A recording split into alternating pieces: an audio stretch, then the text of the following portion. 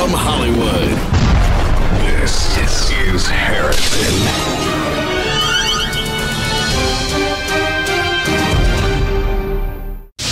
Harrison Special Report. Both science and industry work together under the direction of the United States Army, which achieved a unique success in an amazingly short time.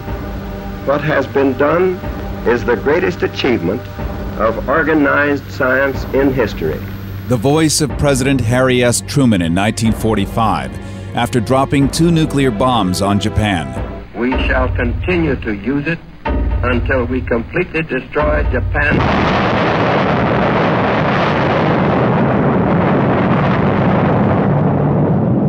Harrison, the Dr. Strangelove Report. Hiroshima was chosen as a target because it had not suffered damage from previous bombing raids, allowing an ideal environment to measure the damage caused by the atomic bomb.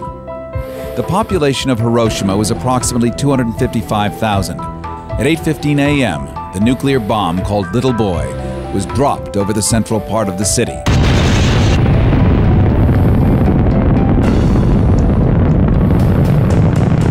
Killing an estimated 80,000 civilians in a flash.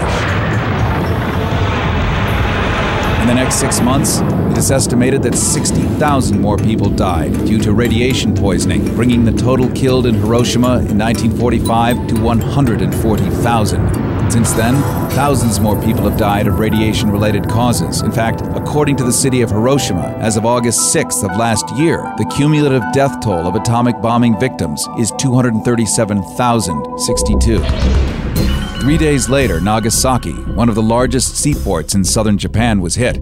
The nuclear weapon, known as Fat Man, contained a core of 16 pounds of plutonium-239, throwing a nuclear umbrella over Nagasaki's population, which dropped in one split second from 240,000 people to 165,000. This was followed by the death of at least as many from resulting radiation sickness, cancers, and injuries. Robert Lewis was the pilot of the bomber Enola Gay, which dropped the bomb on Hiroshima. In this rare recording, we hear his reflections, in which even the pilots didn't know they were dropping nuclear weapons. Well, at the instant of detonation, we were trying our best to get away from the effects of the bomb, and we would await for a length of time until the effects reached us. And as far as I was concerned, I could taste this ozone, this electrical discharge in the air. This went right through me, and I tasted this very clearly. But this was from the explosion itself? This was from the explosion. This taste that I speak of was instantaneous. At least it seemed so. And can you describe what you saw of the explosion over Hiroshima? We waited a minute or two and started to turn back towards the target to see what took place. And there was this most awesome sight, and that was that the city that had been in front of us, with its tributaries and bridges and trolleys, all outlined clearly in front of us, was no longer visible. Another crew member, Abe Spitzer, the radio operator on the same mission. It's a sight that you never forget, because it was so unbelievable to see. To my perspective, it looked like I was looking down at the sun as this red ball of fire was climbing up into the sky. It was something that you had to see to actually believe. It's almost undescribable. In the relation of the use of the bomb today, I have a certain amount of feelings as to what in my mind would justify the use of any nuclear bomb.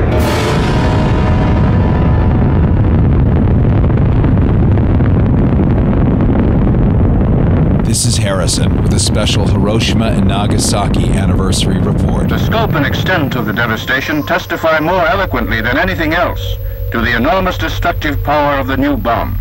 90% of the 75,000 buildings and dwellings in the city were completely destroyed by blast and fire. In the exclusive Sundance documentary, Original Child Bomb, voices of several atomic bomb survivors are heard. He called for me 3 times, but I couldn't free myself from the rubble.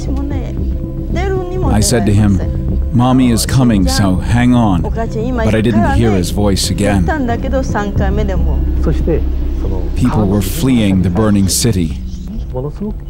They threw themselves into the river. As they drank the dirty water, they drowned head first. I saw so many corpses drifting in the water. Countless bodies came floating. I couldn't bear to look. People without heads, people without arms, people with their guts hanging out, without eyes. Their skin was peeled off, hanging from their fingertips. In 1962, Nobel laureate and British philosopher Lord Bertrand Russell spoke of the bomb and of what atomic bomb creator Albert Einstein had revealed to him, as can be heard here in this rare Pacifica archive. But after the war, it turned out that the Germans had got nowhere towards making an atomic weapon. But there was an astonishment. Was it right, having made the bomb, to have dropped it then on Hiroshima and Nagasaki? Oh, no, that was a dastardly and most beastly piece of wanton cruelty. The Japs were beaten. They were going to surrender quite soon. And there was no point whatever in dropping the first bomb. And when you dropped the first, there was still less point in dropping the second. They were wanton acts of cruelty.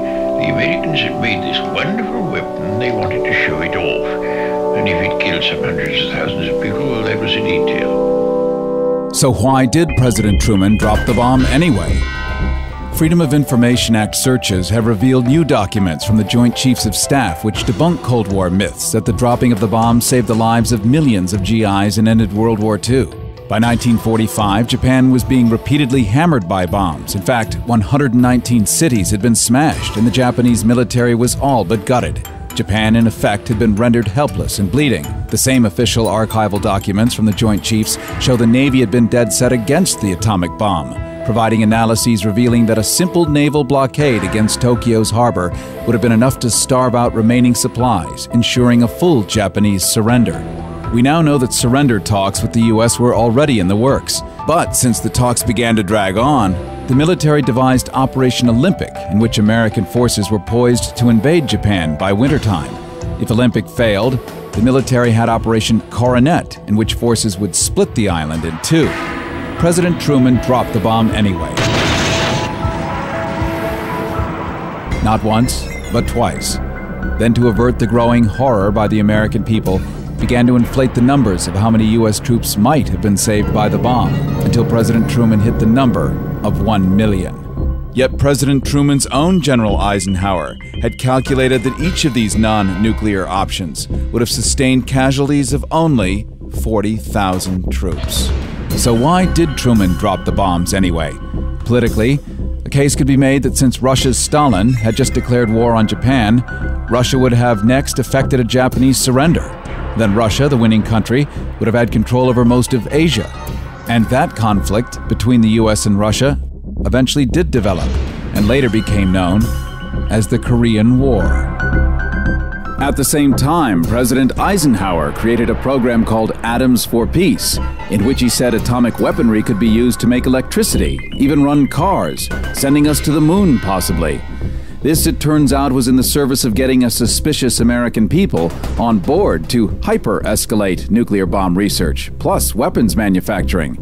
The development of the hydrogen bomb made the World War II-era atomic bombs look like TNT. But while weapons manufacturers got rich, the Soviet Union began stockpiling their own nuclear bombs. American sentiment was in favor of nuclear de-escalation, but the newly called Defense Department turned quiet skepticism to terrorizing fear by funding short so-called duck and cover documentaries shown before feature films all across America. It could be any street, any town, USA. If sudden nuclear warfare should hit America, people will have to take care of themselves. The military would have a war to fight. From Hollywood, this is Harrison.